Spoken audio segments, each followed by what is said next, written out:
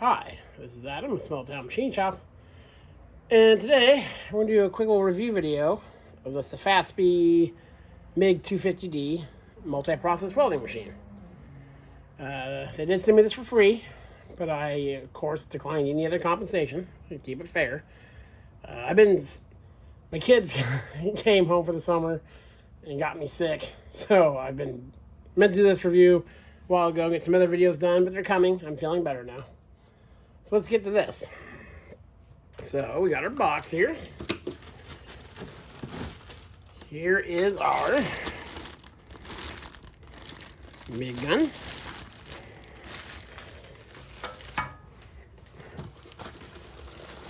Here is our ground clamp and our electrode holder for stick welding.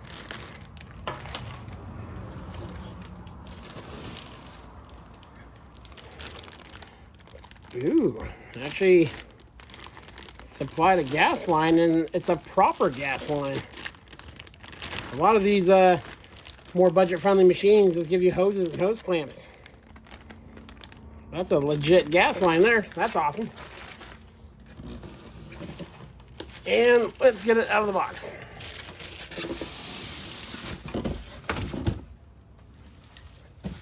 Set the box down. That side.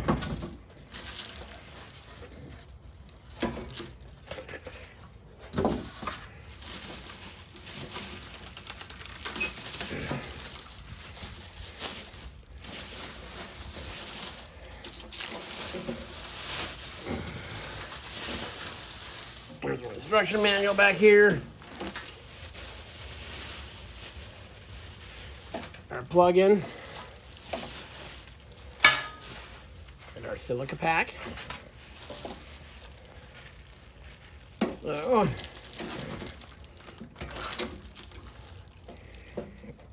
there we go. Here's our different rollers for the MIG wire. So overall, nice looking unit. It's got your different hookups there. We'll get it plugged in here in just a second. Open up our side. It's got your hookup charts for, polarities and all that. There's our wire holder. It's got a good weight to it, which is always encouraging. Some of these welding machines I've reviewed, mostly older ones, they don't weigh anything. There's a heft to it. And it's got the same plug-in that a lot of them use. So let's get this plugged in. Let's start going through some of the features of it. I'll bring you back. Okay, we're here in front of the machine now. So let's turn it on. Comes on. It's a 220 volt power. Display is very bright and clear. Sometimes with the refresh rate on the camera, it'll look like it's blinking or something. It's not. There's every mode button. So right now it's in flux for using flux cord wire. That's spool gun. There's MMA, that'd be your stick welding. This is for your lift TIG. This is for MIG using CO2. That's for MIG using mixed gas. They're back to flux. And each one you go into will have different adjustments based on, that parameter. So we're gonna do flux core wire today. Go down to there. Now you'll see, might be able to see it says 2T there. Zoom me up just a little bit. So on a lot of these machines, you have 2T or 4T. One of them is you squeeze the trigger, it's on the whole time you're squeezing the trigger, let go, it shuts off. 4T is you squeeze the trigger, it stays running till you squeeze the trigger again. Then you hold press it for 5 seconds. There it goes.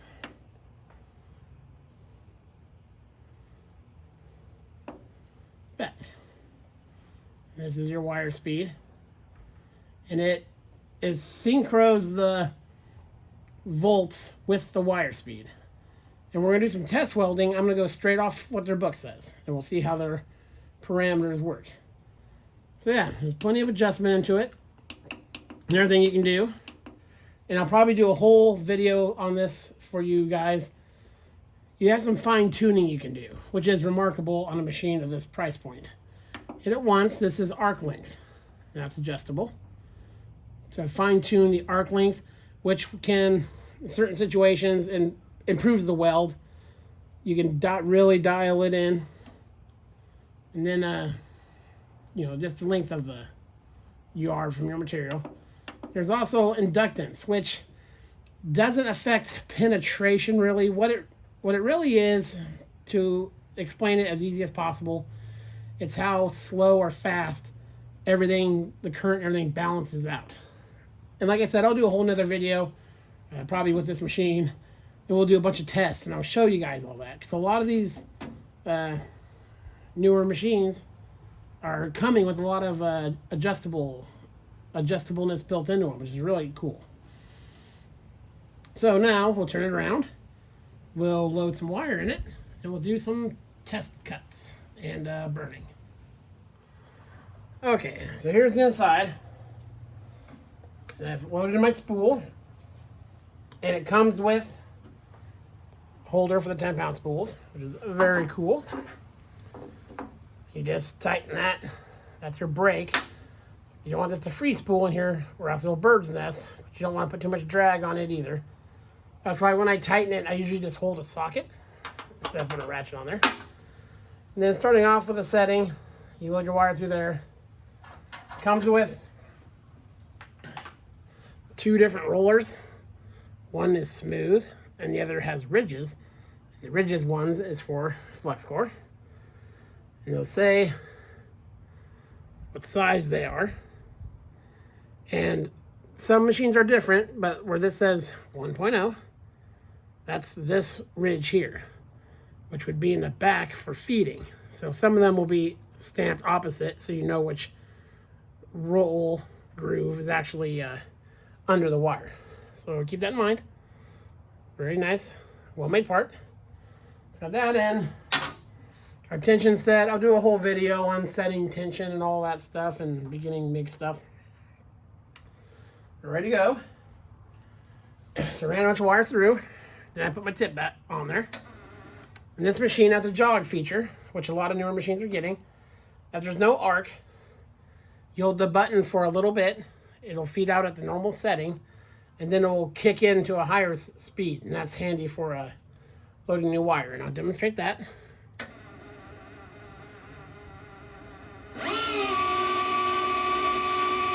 There we go. So that is cool. This machine has a lot of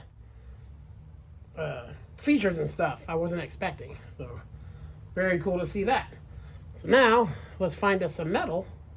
Let's do some welding. Okay, let's do some test welds. So my camera doesn't pick up sound from the welder very well. We'll give it a pass and see what it looks like.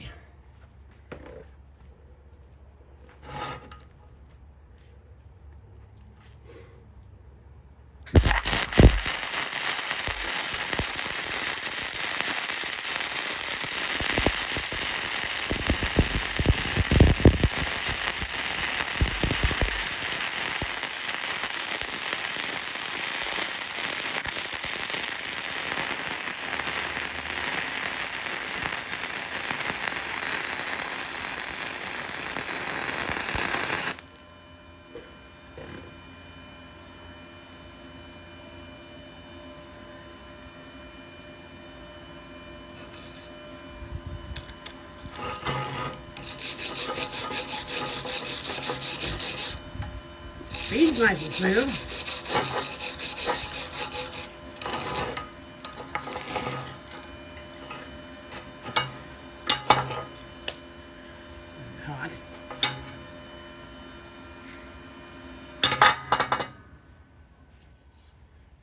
Wire wheel that some more.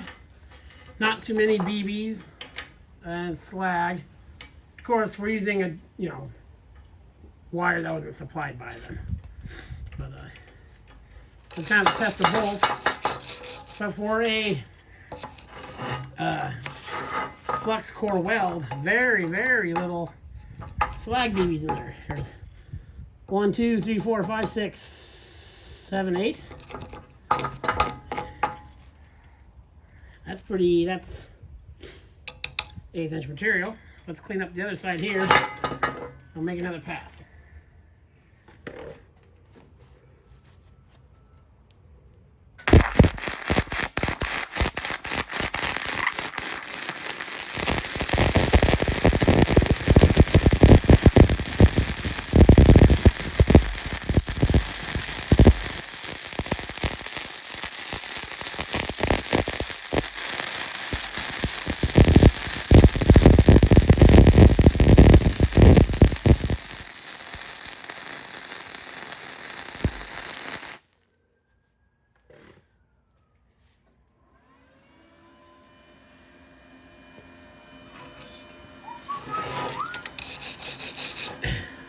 This one I tried setting up just a little bit.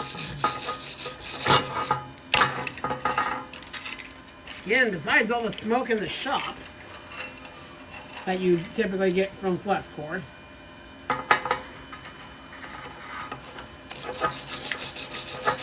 and that needs to be wire wheeled some more, or wire brushed some more. Very few BBs. So it came out very clean for flux core.